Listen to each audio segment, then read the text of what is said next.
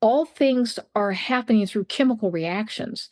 And that's what's so neat about biochemistry, is that you can predict what's going to happen. If you break a bond between a carbon and a hydrogen, what's going to happen? And then all of these pathways of cells doing their work, you have to rearrange the actual atoms in a molecule to be able to trigger a certain pathway, which triggers another exchange of atoms within a molecule, which triggers another. And it's just Yeah. a chain reaction, which gets that cell to do its job, which is secrete a hormone, or Mhm. to make a neurotransmitter, or to cause the muscle cell to contract or to Yes. relax, or every single solitary word, thought, action, every single thing about the human body is a chemical reaction triggered by hormones. I am very happy to have Karen Hurd join me again. You are, I think, to date, my favorite guest when you come on. There's so many amazing things we go through, and my favorite guest for my audience. People are always like loving these conversations. So thanks for your generosity, because you teach us so much, my friend. Um, I'm you and I had a happy to be. conversation. Sorry, say that again. I'm very happy to be here. Thank No, you. you're so welcome. We had a great conversation before a while ago. And one thing that came up in that made me want to have this talk was you said something very simple, like everything comes down to chemicals and hormones, in the body. And I already understand that. And I thought, oh, we should have a whole episode about how emotions, how thoughts, how states of presence are neurotransmitters, are hormones, are chemical equations, and how, like you said, some of those allow you to handle stress and some of them don't. And how does the chemistry of nutrition come in to actually build that capacity for stress? So, my first kind of intro question for people listening, explain to them what it means that an emotion and a thought is a physical thing in their body, is a chemical in their body. Okay. Every thought that you have has to be communicated between brain cells, so that that's the thought in your head. And then some of it will turn into actual actions, like lift your hand, put your one foot in front of the other. So those are all controlled by your brain. Your brain has to communicate with the other cells. We have billions of brain cells, and they have to speak to one another. And they don't have voices like you and I have a voice, but they communicate through neurotransmitters. Then these are chemical, physical structures. It's not um, a thought. We think thoughts are just these, could be random or purposeful uh, things that are flying through our head. All of this is controlled by chemical releases of neurotransmitters. Mhm. And so if you change the balance of those neurotransmitters in one direction or the other, that will change your thinking. And so it is, you know, we can try to say, well, I will, with my strong will, I will control these thoughts. But if you are eating things that are causing a production of neurotransmitters where you don't have control of it, you won't have, I mean, put it this way, you won't have control of your thoughts. And I Mhm. was like, what is the matter with me? I'm going crazy. I have mental illness. And really, 1/3 of our population right now is on some type of medication for depression, anxiety, or mental, health situation. And why do people do drugs? Why do people, I'm talking about street drugs right now. Why do Yeah. people, why do you do this? It's because it changes the neurotransmitter balance in your brain so that you feel better, Hmm. that you have an emotional sense of well being where you Hmm. didn't have it before.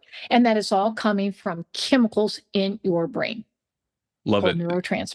So this is why as I started as a nutritionist and then became a somatic and trauma therapist, because I would see with my clients, I would see people just like you're saying, that were on certain SSRIs, so antipsychotics, sleeping pills, you name it, because they were given an identity. So they thought they were frozen, let's say, in depression or frozen in bipolarity, whatever it was.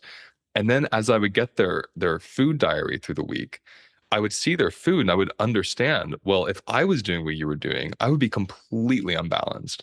I'd be a nightmare. I'd be exhausted. I wouldn't be able to think straight. I'd be screaming at people. I'd be breaking down crying. I wouldn't have any capacity to let the physical sensation of nerve, electricity through my nervous system, neurotransmission, it wouldn't be able to move freely or smoothly through my being because of what the food was doing. So as we would Mhm. shift the food, I have food into three categories in my practice. I do balancers, stimulants, and depressants because I see them like drugs and like medicine. So as I got people off the stimulants and onto balancers and away from the depressants and onto more balancing foods, they would go to their doctor and start lowering their medications. And most of them would get off their medications completely. I know you've also seen this with your clients. So can we explain to Yes. people, how does food change the chemical equation that allows you, let's say, to feel more hope or to feel happier or take a breath when you're stressed instead of scream?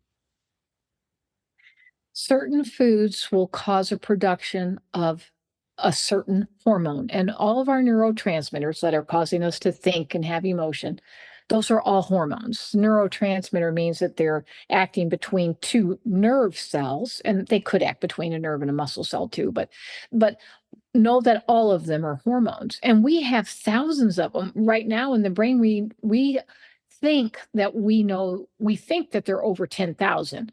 Who knows for sure? I mean, I see science still in its infancy stage, Yep. but we have identified so many different neurotransmitters. When you eat certain foods, they will create an excess of a certain neurotransmitter.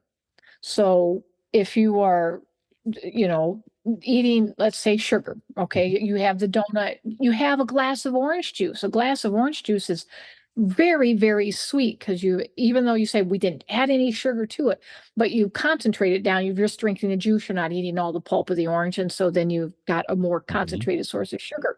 And it's an immediate That is glucose spike. There's no protein or fat there. It's just liquid sugar. exactly. It's immediate, it's liquid sugar. I mean, that's what diabetics, if they're having an insulin crash, they took too much insulin or sugar goes too low, they're always instructed drink orange juice because it's Hmm. so much sugar so fast, it brings up their blood sugar quickly. Hmm. And when we take in sugar, then we're going to have a release of lots of different hormones. First of all, you should know that when you eat a carbohydrate, now not sugar is a carbohydrate, but let's just step aside for a moment and put sugar in another category. Hmm. And we're going to eat potatoes, we're going to eat bread, we're going to have pancakes, waffles, not without the syrup right now. We're just Hmm. going to do the carbohydrate, a dense source of carbohydrate. Cereal, grains are dense sources of carbohydrate. They will have they will help you produce more serotonin. Serotonin is a neurotransmitter that makes you feel calm and like the world is okay. You're not hyper, you're not depressed, you're just calm. And so people tend to crave these dense starches because it just gives them that feeling of mellowness. I'll Hmm. say that. When we push over into the sweets, when now we're drinking the orange juice, we're having the donut, we're having the candy bar, we had the maple syrup on the pancake. It's the maple syrup, okay, because it's so intensely sweet. Now we have pushed into there's a multiplicity of reactions is what happens because your blood sugar spikes so high, then you'll have a large release of insulin to slam it back down. And when it goes down so low, then you will have a process of gluconeogenesis occur. You have to have a certain amount of blood glucose at all times. And when you spike, it's not the number on the scale. A lot of people say, well, my blood sugar only went up to, 100. Hmm. No, no, no, no. It's not the number on the scale. It's how rapidly it's Yeah. rising. Yep. You went from 80 to 90 in less than a half a second. That's very frightening to the body. It will immediately release insulin to do what? To slam down your rising blood sugar as fast as it's going up. Going up is going to bring it down that fast. When you bring it down that fast, pretty soon you are dropping so low on blood sugar that you don't have enough blood sugar. And the production of the neurotransmitters in your brain is dependent upon the amount of blood sugar in the bloodstream. Mm. I mean, it's Well, so let's pause tiny. that. That's important.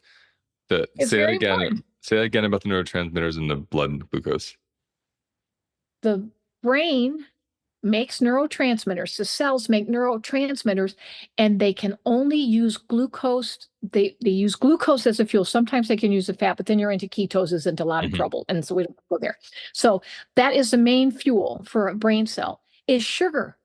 If you get too much sugar, we're going to have problems. If you have too little sugar, you can't make the neurotransmitters. The neurotransmitters use blood glucose. This is why to every be able to food we think. eat turns into glucose because your body needs it to Exactly. create these neurotransmitters. Yes. Or you So eat broccoli, it yeah, turns into blood glucose. yeah. Yeah. And I think the thing people, it's hard for people to wrap their heads around it because we just see everything as like sugar or not. And so for people to understand, broccoli will turn into glucose at a much slower, easier rate than a potato chip. Yes. So when we're talking about an unrefined or a complex carbohydrate, really the earth carbohydrate, the way it came out when you eat it that way in its whole Yes. food sense, its whole intelligence, it's a slow release. So you make Yes. the neurotransmitters you need to in a, like what I hear in a more sustainable way because there's no spiking and dropping. So Exactly. right? So when I have a bean protocol meal, so I have a piece of salmon, I have my beans, I have some steamed broccoli, and I'm enjoying that. I have a lot of clarity. I don't get stressed very easily. I feel centered in my body. Things can happen that would normally be really overwhelming, and suddenly they're not because I'm getting the proper neurotransmission from that constant source of glucose kind of dropping into my blood. Exactly. You have summarized it wonderfully. That's So then exactly what happened. this is why when people say the term I'm hangry, right? The hangry thing comes from my blood sugar is dropping because I haven't eaten, or possibly dropping because I ate too much sugar, like you just said. And then when the blood Yes. glucose is getting lower, you can't make the neurotransmitters, so your brain can't even function properly. Right. And because that is dangerous if your brain cannot function properly. See, your brain is sending a signal to your heart to beat. It's sending signals to your liver to function, or your kidneys to function. None of that just happens sort of automatically Mhm. in a separate silo by itself. Mhm. They are being directed, these organs are being directed second by second, millisecond by millisecond to continue to work through stimulating hormones. I mean, we could go through all the stimulating hormones that the brain and the pituitary make. And so when your blood sugar is dropping, you can't make those hormones to tell the heart to beat anymore, or the kidneys Mhm. to function anymore. Mhm. And so therefore, you will die in about 6 minutes. So Wow, this is a wow. pretty, yeah, it takes So about you 6 minutes. die Okay. because you die when your blood sugar is low, not just because your blood sugar is low, but because your brain literally can't tell your heart to beat. Right. And That's so amazing. I everything never shuts understood down. that. Yeah, yeah. People that have had a relative, hopefully not many, but my brother died of an insulin overdose, and Mhm. nothing was wrong with his kidneys, nothing was wrong with his heart, nothing was, I mean, he was 9 years old when he died. Oh, And wow. my mother gave him too much insulin based on the physician. He had the flu and his sugars were high. And the physician said, give him this much of, a shot of instant insulin. And it was way too much. And he went into a coma, insulin shock, and he died. Because the brain couldn't And so function. I remember that time, and I remember the doctor saying, "Well, his kidneys have shut down, his liver has shut down, and now his heart stopped beating." Mhm. It's because there's no signal coming from the brain to Mhm. tell those organs to function, so they stop functioning. And used so it's about 6 minutes. And he couldn't just be So boosted with glucose to change that, or was it too late? they tried that, but it was too late. He'd Got already it. gone into, yeah, and that Because the was, of brain course, stopped functioning.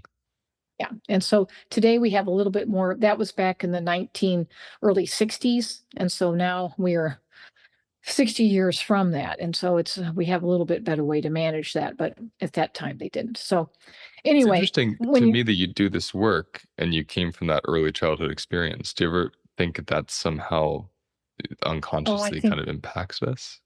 I think it does because I remember my brother, and I remember him. I loved him so much. Mhm. I was 9 and he was 10. I was 9 years old and he was 10 years old. And I remember my mother saying, Karen, go get Scott. His name was Scott, and saying, tell him to come down for dinner. And I went to get him. He was in front of the TV set. We even had a black and white TV back then. And I thought he was asleep on the floor, and I couldn't wake him up, Louise. Mm. He Mm. wouldn't wake up. Yeah. And I ran back. I said, Mama, he won't wake up. He was already gone. Oh, I feel So that in my heart. I mean, this yeah. is interesting to me because I was so drawn to you because I first had heard the story about Ruth, your daughter, which Mhm. we've shared on here. It's interesting that you have this history, and so far I've just heard these two of your dear brother and then your daughter. Both, first one died, the second one nearly died. And it's almost like those situations propelled you to understand our bodies more, you know? Louise, I think so. I believe this was God acting in my life. so that he would bring me to the place where here I am, Yeah. decades later. And Yeah. because, and I have such compassion for people and their situations, Yeah. I it's see that. deep. And I, every day I pray, dear God, help me to help the children of Wisconsin, help me to help the children of our country, the children of the world, and then all their moms and dads, all the mamas and the papas, Yeah. I because feel. they hurt. They Well, hurt. I felt chills when you said about God leading you to this, because whenever I meet a really great healer, a really great teacher, someone that just fully embodies the spirit of what they do, like you do, there's always a story of trauma or pain behind them, of kind of what propelled them in this direction. So it's just very touching to hear how these situations were really your early initiations into nutritional work and biochemistry but those are just kind of words around your skill. Your real service is a service to humanity. You want to just help people have good lives, and that's the skill you use to do so. So Yeah. my heart bows to you because I feel that from you. That's why I always love having you on. I'm I'm curious, even as we're talking here, we're feeling like emotional together. What's that hormone? Like what's the empathy or the I feel you hormone? Like my heart's opening. Is there a particular one? Like, how would you name that? There are several. I mean, we don't even have names for them all, but Oh, amazing. yeah, I mean, there's like I said, 10,000 of them before. Dopamine's not quite it as far as an empathy one. That's a pleasure hormone, Hmm. that I got this sense of pleasure. Serotonin might be the closest one. It's What about but oxytocin? I hear so much about oxytocin. oxytocin can too. Oxytocin can too. Mhm. Adrenaline's not. Adrenaline is your, I'm going to take over the world and I'm angry. I'm Mhm. very angry. That's all adrenaline, which is epinephrine and norepinephrine. Yeah, our fight and flight So, hormone. yeah, then the acetylcholine, no, maybe that's some. I mean, there's so many that are There's so plain, so many. I couldn't. Well, so Yeah. this is what I love, and this is what I love about whole food nutrition, which you and I both teach people.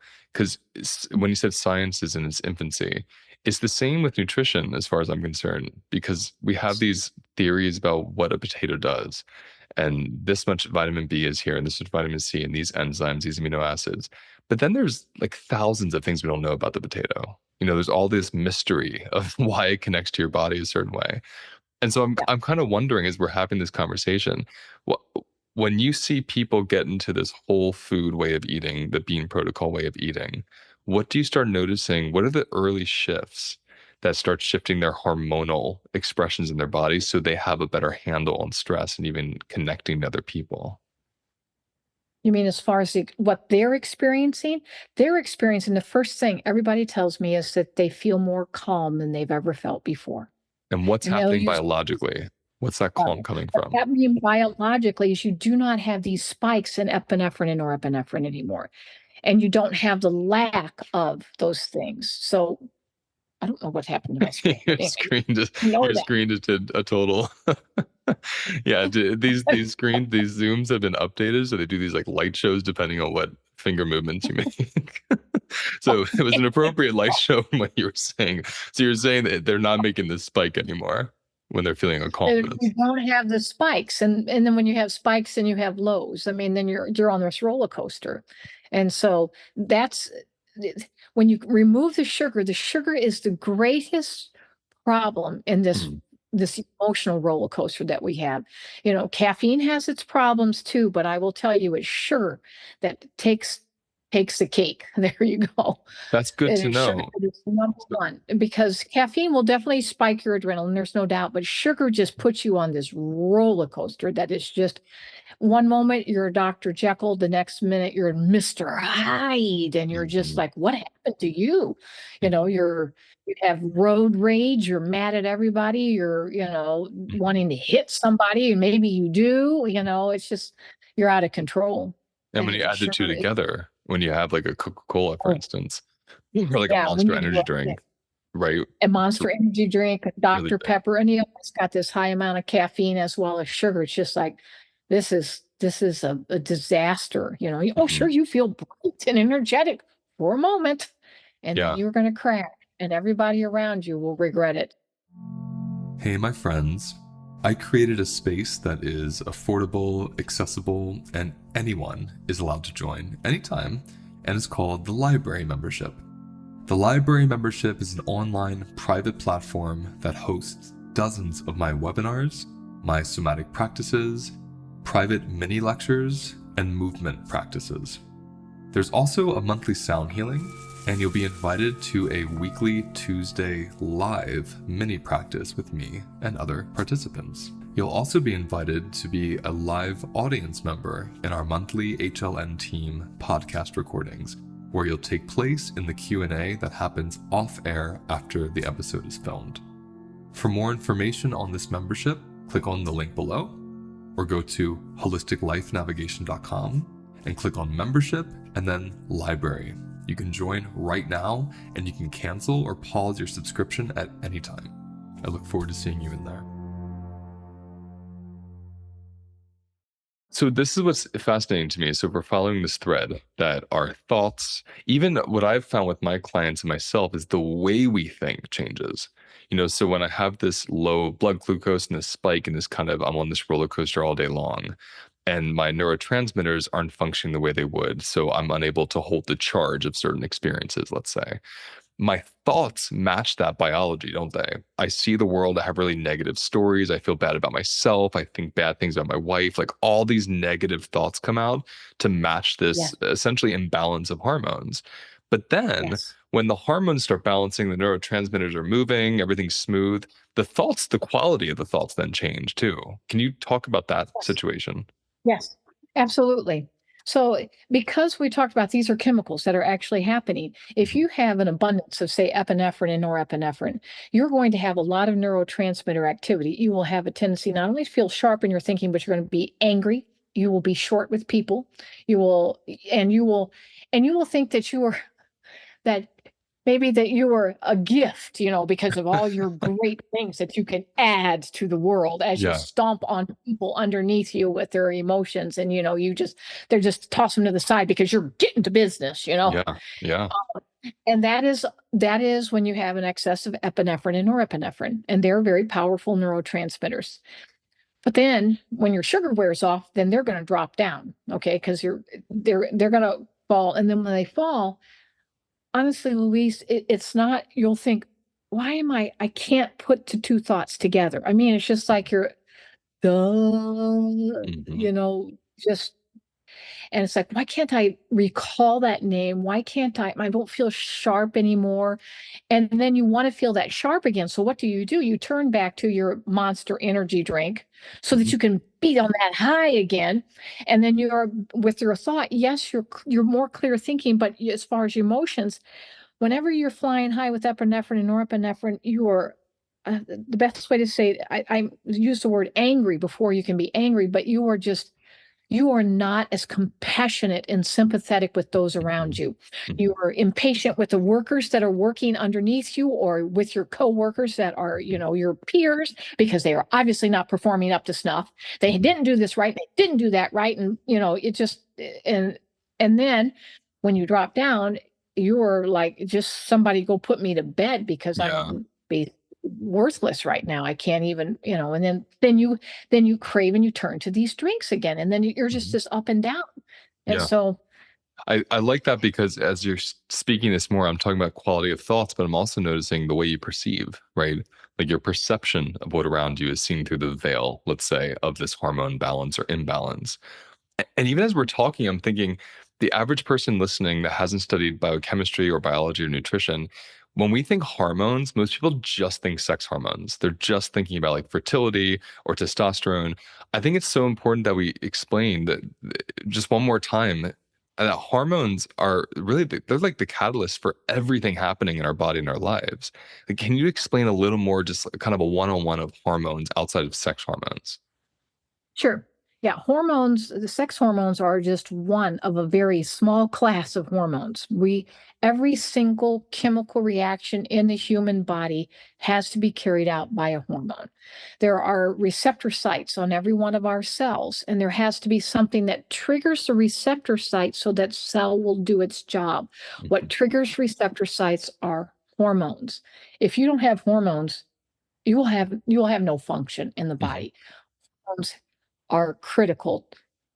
And so that's why if a person has, say, Addison's disease, where they're not making enough of the adrenal hormones, they will die if they don't get those given to them.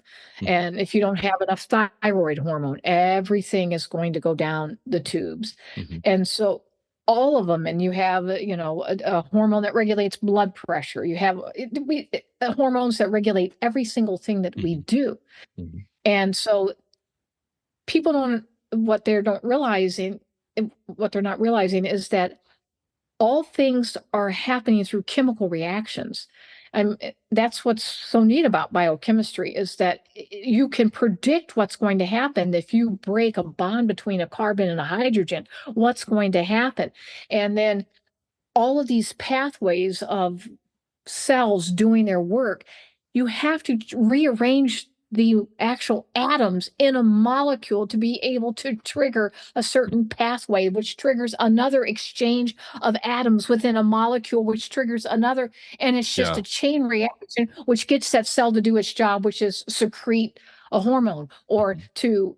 to make a neurotransmitter or to cause the muscle cell to contract or to Yes. relax or every single solitary word, thought, action, every single thing about the human body is a chemical reaction triggered by hormones, not sex hormones. So sex Mhm. hormones trigger some parts of the Yes. chemical reactions that happen within the body, but the vast majority are a myriad of hormones. I I want mean, everyone just to really thousands. hear that so you can understand what she's saying. Everything from our speech to our thoughts to our digestion to our hearts to our muscles, everything, every movement, every action is coming from a hormone that's the catalyst to that kind of change or shift. And that's so profound because this is why nutrition is like a shortcut. It's like people talk a lot about biohacking or they talk a lot about, mental health care with medications and such.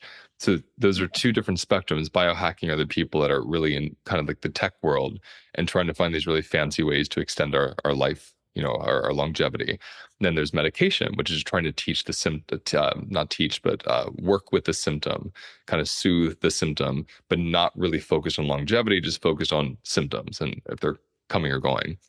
But then there's nutrition, right? Nutrition is kind of Yes. does both of those things much better. Nutrition increases longevity, and nutrition doesn't just get rid of the symptoms, it gets rid of the root cause because of what you're sharing here. When your nutrition is balancing your body's hormones, your neurotransmission, everything is functioning better, not just your mood, but your heart, your muscles, your digestion, your sleep. I mean, just tell us a bit about, again, the relationship between nutrition, specifically in this case, you're talking about sugar versus, whole foods and such, and everything functioning better because the hormonal balance. I don't think people understand that food and hormones play a role. Yeah. You produce hormones according to the food that you ate. There it So is. if you're eating the wrong foods, then you're going to have the wrong amount of particular hormones that are going to create poor health as far as heart health, muscle health, we can go through all the organ systems, but then that's your thought health too. Mhm. Food drives all of that. You can say, well, I can take a medication, I can take a serotonin reuptake inhibitor, that's an S that these are these different medications that we have for people with depression and anxiety. Yes, and that is affecting it actually in the brain. It's actually blocking, some production or increasing production of certain neurotransmitters. But if we would just eat right, I would tell you, I honestly don't think we would have any mental problems at all if we would just eat right. But that is not our society. I mean, kids are growing up on sodas or Kool-Aid and cookies. And I mean, they're getting that. I mean, I see infants, mothers putting ice cream in infants' mouths. Mhm. It's like, Mhm. do you know what you're doing? Do you understand that this is why your baby is screaming 10 minutes Mhm. later and having a meltdown? And you're like, how do I get this baby to behave? And they got colic or whatever. It's just like, Right, well, you right, create right. it. You Yeah. It's It, interesting. Well, you're just making when you say there would be no mental health issues. I think about I've had clients with schizophrenia. I've had clients with dissociative identity disorder, like serious stuff, where I had to work with a team of psychiatrists just to work with them nutritionally. And it's amazing the transformations that happen just because the neurotransmitters are working and all the other, as you said, hormones in the body are functioning because you said food creates the hormonal experience in the body and the response.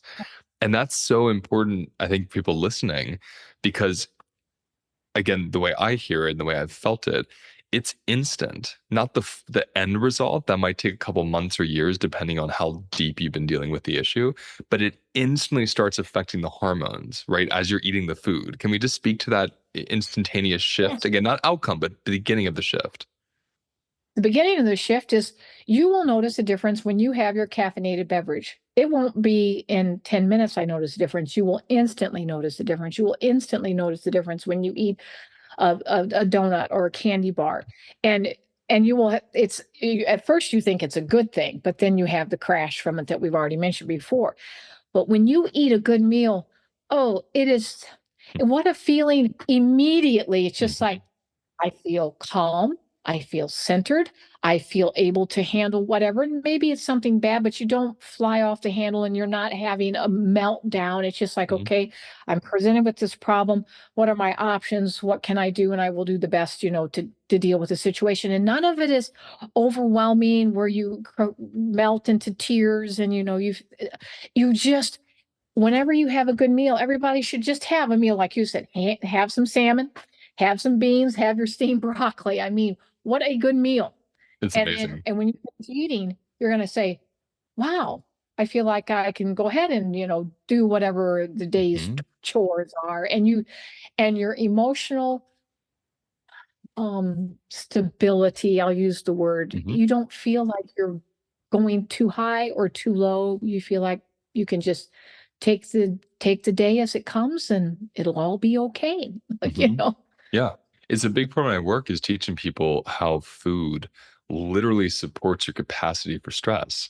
So as you're going through something stressful, we usually think like, what can I eat to take my mind off this? Or we think I need a medication or I need a therapist, and all that might be true for people. And no one usually thinks, I have a really busy day tomorrow. What foods can I eat to support my busy day? Yet when you start to understand this work, you can literally like a puzzle, put it together. Oh, I need this and not this because my day is already requiring a lot of adrenaline. Like life is already adrenalizing. And so you don't Yes, need to create excess adrenaline, let's say with excess sugar or caffeine. Your body's already going to make it for what you experience environmentally. And I think of exactly. well, the Camille is what is our community manager and one of our co-teachers in the work I do, and she's part of our team. And she had a really powerful experience with her daughter who was recently born a year and a half ago, is she already, I think. And so I think it was around 4 or 6 months old. Her daughter was born with a heart condition, which she already knew. And she had to take her into the hospital to get this first of several surgeries to help repair her heart. And during the one procedure, after the procedure, she seemed to be doing okay. Then she suddenly went into cardiac arrest. And for 30 minutes, the nurses had to resuscitate, bring her back to life essentially. And they did. But for 30 minutes, she was sitting there watching her daughter die, come back, die, come back. A very possibly traumatic experience. But she knew this work. She knows your work. She works with me, so she knows my work. And she understands, okay, foods need to support me for whatever I'm going into. So she knew going into the hospital for several weeks, she had to live in the hospital, in like a room, that this is going to be a highly adrenalizing situation already. There's going to be electric lights, not a lot of sleep, lots of emotional stress. So she chose to forego the stimulants, forego the depressants like pizza and the heavy foods, and just have the balancers and the kind of the bean protocol. And she states she can remember the feeling of the adrenaline just rushing through her body as she watched her daughter. But because she wasn't already stimulated on, let's say, Coca-Cola or Twinkies or some kind of excess sugar or caffeine, she had the capacity to take a breath into herself and kind of do that practice of put the mask on you first, like oxygen mask idea. And she felt herself settle as she watched. And she was like, I was able to be a loving witness for my daughter. And then her daughter came back, everything was fine. And she actually came out of that, again, potentially traumatizing event unscathed. She slept fine. She had very healthy emotional expressions of crying, gratitude and, throwing herself on the Yeah. floor of a chapel crying, just doing that thing that we do when we're dealing with a lot of potential grief. But it didn't rock her to the point where now she's completely dysregulated or shaky or doesn't trust life anymore.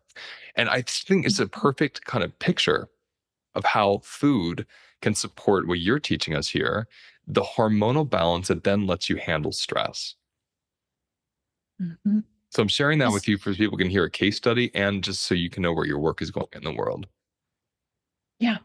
It's exactly what each one of us should look at. What is my day tomorrow? What is my day today? I'm getting up. What am I going to eat today? I'm going to have my chicken. I'm going to have my beans. I'm going to have my zucchini. That's what I had for breakfast this morning because I know I have a big day ahead of me, And so That's right. you you choose those foods and then you're able to go through it, and people comment to me all the time, how can you remain so calm, with all of this turmoil? I have a very busy life. Hmm. And how? Because I'm eating well. Hmm. I'm eating. That's right. And you have to eat. This is something I should say, Louise, because a lot of people get caught up into fasting. And, I won't eat it all, but you need to understand if you don't eat it all, you are going to create an adrenaline. This is the epinephrine, norepinephrine rush, and you're going to be on the edge and you're going to be ready to flip out emotionally. And this is, you need to eat. You need to eat because you're not say, well, I will not eat because I'm going Hmm. into a stressful situation. I'll get sick at my stomach if I eat and all Hmm. that. And Hmm. so I've seen it's that like, too. no. I teach a lot about that because I find it interesting that if we think of fasting, I kind of see these two roles of fasting historically, let's say. There's the spiritual fasting role, and then there's the like hunter-gatherer. I don't have any food, my body knows what to do without food. And if we think of the hunter-gatherer not having food, that adrenaline that comes up from fasting like propels them to hunt even better with more accuracy. Like the clarity and hypervigilance to help them kill something so then they have food is driving that. The spiritual fasting, they're not hunting.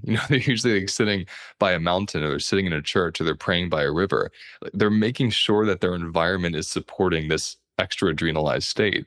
And I just say that out loud because when people in the modern world think, like you said, I'm not going to eat going into this, you're going into something that's already going to stress you out with more internal stress in your being versus when there's a more intentional fasting like for a spiritual purpose or you're without food because you're nomadic, which not many people anymore are.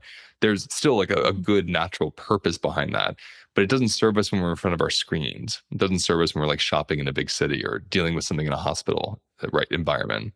So I just like to throw that out there because I agree with you, and I think it's nice for people to hear, oh, if I don't eat, I'm actually taking away the support I have to deal with something that's coming up. Exactly. Exactly. So I have two simple questions because I know we have to close.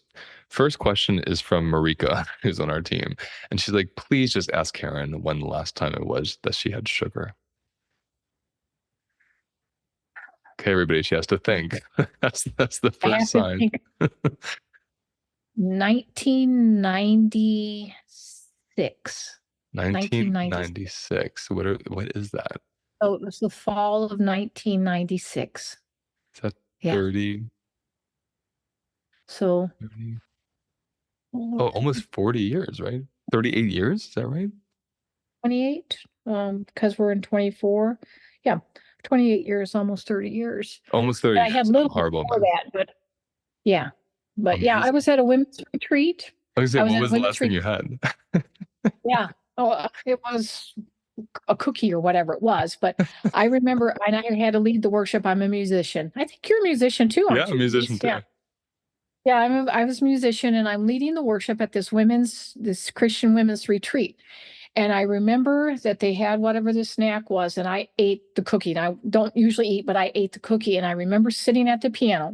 I have a microphone, and you're at the piano, and you're going to play, and Yeah. you're going to sing, and you're going to lead them in this song. And I remember looking at the notes on the page. I've been playing music a long time, and it's just like, what do these black dots with these lines mean?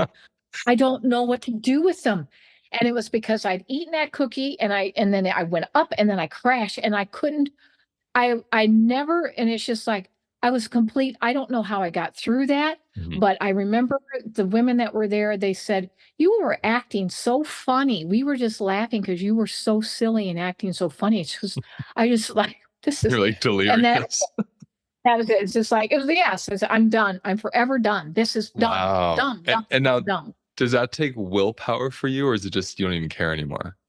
What does I it feel don't like in care your body? anymore. I just want people to hear I that so don't they even, get a sense. at the beginning, it's just like, oh, I wish I had something. So it's Yeah. been so many years. I do not care. There is absolutely no pull, no draw, no anything. It's just like, I would not touch that stuff if there was nothing to eat. People ask me, Yeah. what if you had zero to eat, you were starving? Then I will starve Yeah. before I eat that, because I will die sooner by eating that stuff than I will be fine.